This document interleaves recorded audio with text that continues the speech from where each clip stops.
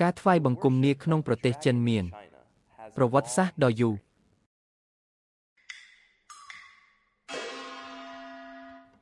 ចាប់ផ្ដើមពីរាជវង្សថាងរឿងព្រេងជាច្រើនតាក់ទងនឹងនាគបានលេចចេញមកនាគត្រូវបានបង្ហាញក្នុងទម្រង់ផ្សេងគ្នាទាំងសប្បុរសនិងទុច្ចរិត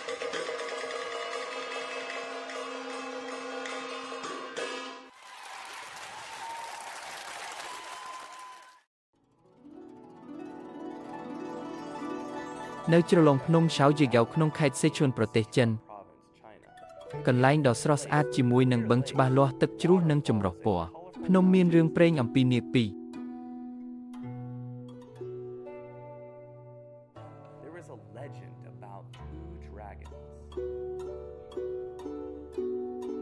នៅមិនឆ្ងាយប៉ុន្មានពីជ្រលងភ្នំឆៅជាហ្គាវមានទន្លេហ៊ីស៊ុយទន្លេ Blackwater ដែលនាគខ្មៅធំរស់នៅទោះបីជាទន្លេខ្មៅមិនឆ្ងាយពី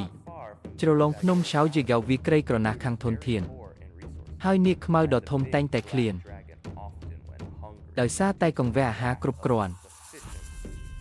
ដូច្នេះនាគខ្មៅដ៏ធំបានសម្រេចចិត្តកាន់កាប់ជ្រលងភ្នំឆៅជាហ្គាវចាប់យកទេសភាពដ៏ស្រស់ស្អាតរបស់ពួកគេនិងធនធានសម្បូរបែប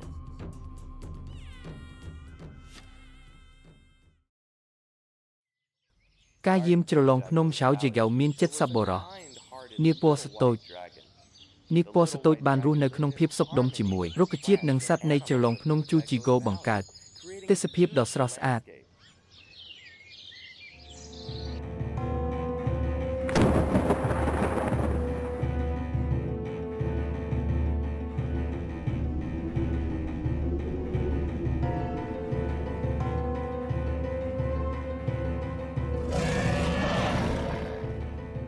នាគស្ទូចដែលមិននឹកស្មានដល់ត្រូវបានត្រួតត្រាដោយ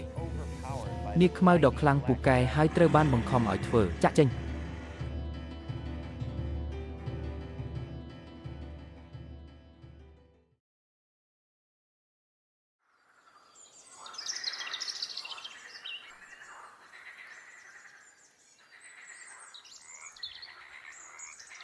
Jade Emperor បានជ្រើសរើសសត្វទាំង12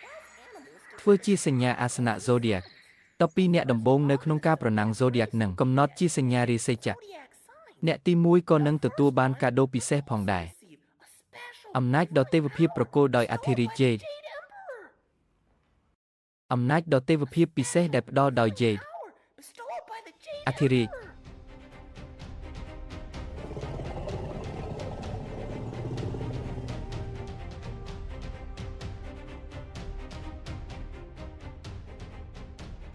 នាគពណ៌ស្ទូចបានប្រើសមត្ថភាពរបស់គាត់ហោះហើរតាមអាកាសហើយស្វែងរកយូរមកហើយពីលើមេឃនៅទីបំផុតគាត់បានឃើញសញ្ញានៃទេវភាពអាសនៈ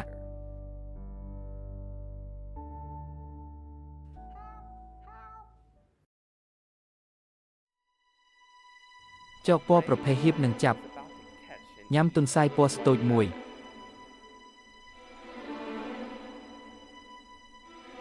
ក្នុងអំឡុងពេលប្រណាំងនាគពណ៌ស្ទូចស្ទាក់ស្ទើរតើគួរសង្គ្រោះទន្សាយតូចទេនៅលើដៃមួយមានការប្រកួតប្រជែងការពារមាតុភូមិរបស់ខ្លួននឹងទទួលបានអំណាចដ៏ទេវភាពម្យ៉ាងវិញទៀតទន្សាយគួរឲ្យអាណិតចិត្តខ្លាយជាអាហាររបស់ចកនាគពណ៌ស្ទូចបានតស៊ូខាងក្នុង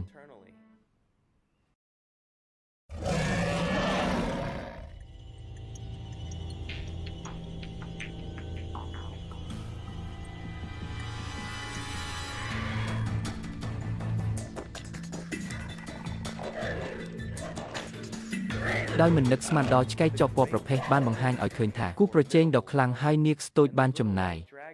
ពេលវេលាច្រើនជាងការរំពឹងទុកទីបំផុតនាគស្ទូចបានយកឈ្នះភាពកាចសាហាវចកពណ៌ប្រភេទលុះទៅដល់អាសនៈដ៏ទេវៈខកចិត្តក្នុងការទទួលបានចំណាត់ថ្នាក់លេខ5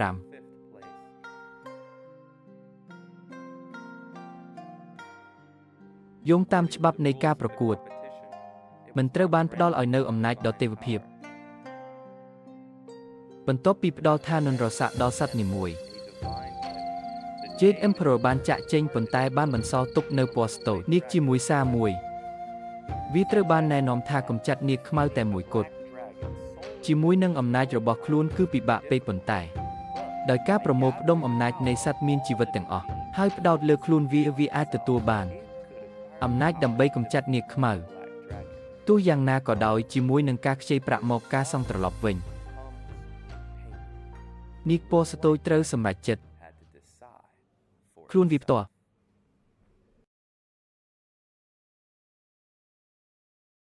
ជារៀងរាល់ថ្ងៃនាគពណ៌ស្ទូចបានវឹកហាត់យ៉ាងឧស្សាហ៍ព្យាយាមនិងបានរៀនដើម្បីប្រមូលថាមពលខាងវិញ្ញាណនៅក្នុងភ្នំនិងព្រៃឈើបន្ទាប់ពីរយៈពេលនៃការប្រមូលផ្ដុំថាមពលរបស់វាឈានដល់កម្រិតមួយដែលវាអាចប្រឈមមុខនឹងអ្នកខ្លាំងនាគខ្មៅប៉ុន្តែតើការខ្ចីមកសងវិញមានន័យដូចម្ដេចនាគពណ៌ស្ទូចមិនចំណាយពេលបារម្ភទេអំពីរឿងនោះវាបានសម្រេចចិត្តប្រឈមមុខនឹងនាគខ្មៅភ្លាម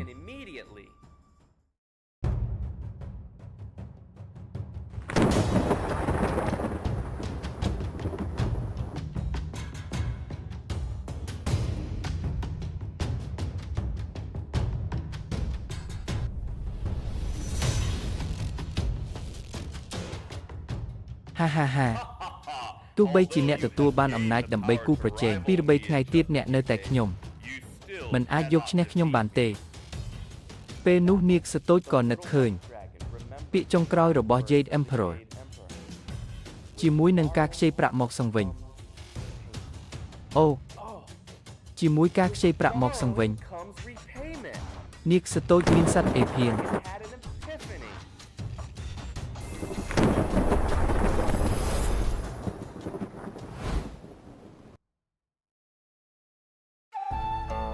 នៅក្នុងនេះ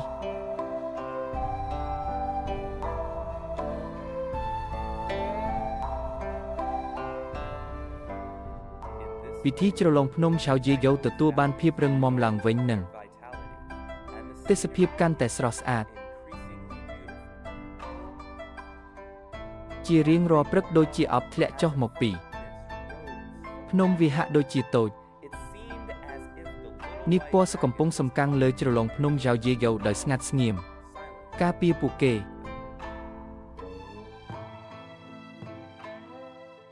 អ្វីទៅជាអំណាចដែលត្រូវបានផ្ដល់ឲ្យយ៉ាងពិតប្រាកដសត្វទី1អ្នកមានន័យថាកណ្ដោខ្ញុំបានផ្ដល់ឲ្យវានៅសមត្ថភាពមិនគួរឲ្យជឿភាពប្រែប្រួលនិងការបន្តពូជថាមពលដ៏អស្ចារ្យ